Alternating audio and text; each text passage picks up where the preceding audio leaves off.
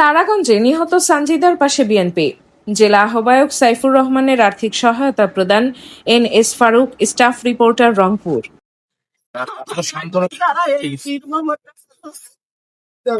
দেখতে এসেছেন এবং তার পরিবারকে আপনি সহমর্মিতা জানিয়েছেন।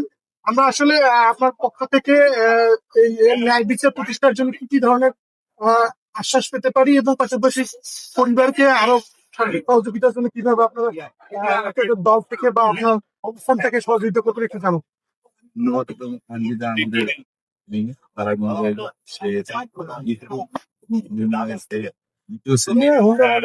প্রাথমিক বিদ্যালয়ের নির্মম ভাবে তাকে যেভাবে হত্যা করা হয়েছে নৃশংস ভাবে, এটা অনুষ্ঠানের মাধ্যমে এটা ইতিহাস আমাদেরকে আমাদের এই এলাকার মানে আমাদের এই এলাকার এর মতো গর্বিত ঘটনা আমাদের এই জানালেন এই বর্বচিত ঘটনার সঙ্গে যুক্ত হয়েছে। আমরা চাই দ্রুত বিচারের মাধ্যমে তার ফাঁসি কার্য এইটা আমাদের এই এলাকার এই পরিবারের আশা পূরণের ক্ষেত্রে আমি যারা সাক্ষী এবং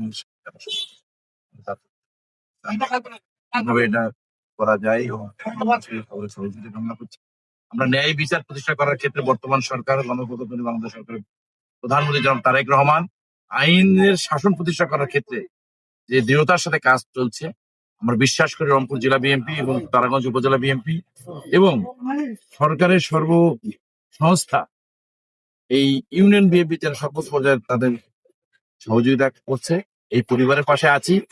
এই পরিবারের সব সমস্যার সাথে আমরা সম্পৃক্ত থাকবো।